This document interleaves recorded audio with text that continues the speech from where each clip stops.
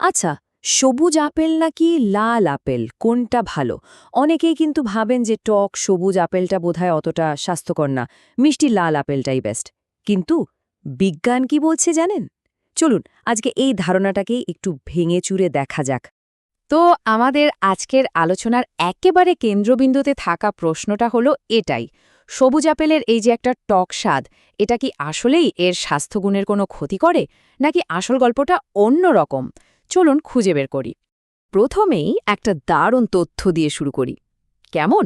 অনেকেই ভাবেন লাল আপেল মানেই অনেক বেশি চিনি, কিন্তু মজার ব্যাপার হলো এই দুটো আপেলের মধ্যে চিনির যা পার্থক্য, তা একটা কোকাকোলার ক্যানের মোট চিনির মাত্র 18 ভাগের 1 ভাগ। মানে বুঝতেই পারছেন, লাল আপেলকে চিনির বোমা ভাবার আসলে কোনো কারণই নেই। বেশ, এবার তাহলে সরাসরি পুষ্টির লড়াইয়ে নামা যাক। চলুন দেখি একটা মুখোমুখি তুলনামূলক বিশ্লেষণে কে কোথায় দাঁড়িয়ে আছে। এই যে দেখুন, ডেটা কিন্তু সব বলে দিচ্ছে। একটা মাঝারি সাইজের সবুজ আপেলে ক্যালোরি আছে প্রায় 71, আর লাল আপেলে 73। মানে ক্যালোরির দিক থেকে পার্থক্যটা বলতে গেলে কিছুই না, একদমই সামান্য। আর চিনির পার্থক্যটা দেখুন, মাত্র 1.5 গ্রাম। ভাবা যায়? এটা হলো গিয়ে প্রায় আধা চা চামচের মতো। এই যে বার চার্টটা দেখছেন, এটা থেকেই তো পরিষ্কার বোঝা যাচ্ছে যে পার্থক্যটা কতটা ছোট। এবার আসি একটা বেশ গুরুত্বপূর্ণ পার্থক্যের দিকে, আর সেটা হলো ফাইবার। আমরা সবাই জানি ফাইবার আমাদের হজম শক্তির জন্য কতটা দরকারি। সবুজ আপেলের মধ্যে পেকটিন নামের এক ধরনের ফাইবার একটু বেশি থাকে। এই পেকটিন কিন্তু একটা দারুণ জিনিস। এটা একটা প্রিবায়োটিক হিসেবে কাজ করে। সহজ করে বললে, এটা আমাদের পেটের ভেতরে যে ভালো ব্যাকটেরিয়াগুলো আছে তাদের খাবার যোগায়। তো সবুজ আপেলের এই পেকটিন আমাদের হজম প্রক্রিয়াকে অনেক মসৃণ করে। বিভিন্ন গবেষণা থেকে দেখা গেছে যে এটা কোষ্ঠকাঠিন্য বা আইবিএসের মতো সমস্যা থেকে শুরু করে এমনকি কোলোরেক্টাল ক্যান্সারের ঝুঁকি কমাতেও সাহায্য করতে পারে। তার মানে যাদের হজমের সমস্যা আছে তাদের জন্য সবুজ আপেল কিন্তু দারুণ একটা অপশন। আচ্ছা, ফাইবার তো গেল, এবার চলুন দেখি অ্যান্টিঅক্সিডেন্টের লড়াইয়ে কে জেতে। আর এখানেই কিন্তু আপেলের রংটা একটা বেশ বড় ভূমিকা পালন করে। দেখুন, লাল আপেলের এই যে সুন্দর লাল রং, এর পেছনে আছে অ্যান্থোসায়ানিন নামের একটা অ্যান্টিঅক্সিডেন্ট, যেটা হার্টের জন্য খুব ভালো। অন্যদিকে সবুজ আপেলে ক্লোরোফিল বা এপিক্যাটিকিনের মতো অন্য ধরনের অ্যান্টিঅক্সিডেন্ট পাওয়া যায়। তবে সব মিলিয়ে যদি মোট অ্যান্টিঅক্সিডেন্টের পরিমাণ দেখা হয়, তাহলে লাল আপেলই কিন্তু সামান্য এগিয়ে।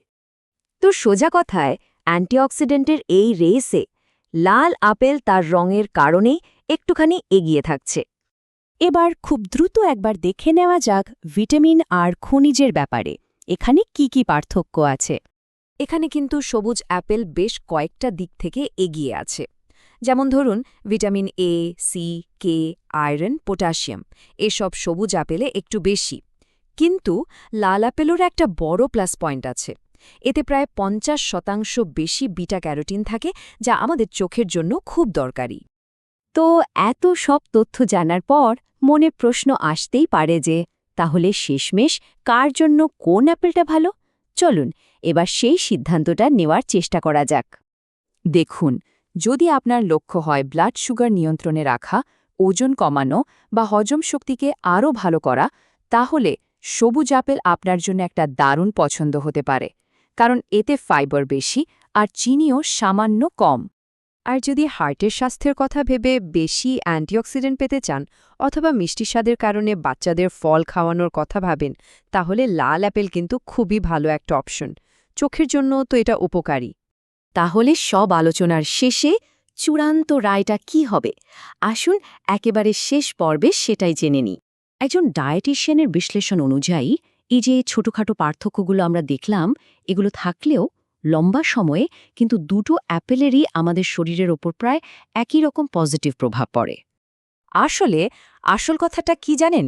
সবুজ না লাল, এই বিতর্কের থেকে অনেক বেশি গুরুত্বপূর্ণ হলো আপনি নিয়মিত আপেল খাচ্ছেন কিনা। সোজা কথায়, যে আপেলটা রোজ আপনার প্লেটে থাকবে সেটাই আপনার জন্য সবচেয়ে স্বাস্থ্যকর। আর হ্যাঁ, যাওয়ার আগে একটা খুব জরুরি টিপস। আপেল যখনই খাবেন খোসা সহ খাবেন প্লিজ, কারণ এর বেশিরভাগ ফাইবার আর অ্যান্টিঅক্সিডেন্টের ভাণ্ডার কিন্তু ওই খোসার মধ্যেই লুকিয়ে আছে। তো এই সমস্ত তথ্য জানার পর এখন সিদ্ধান্তটা আপনার।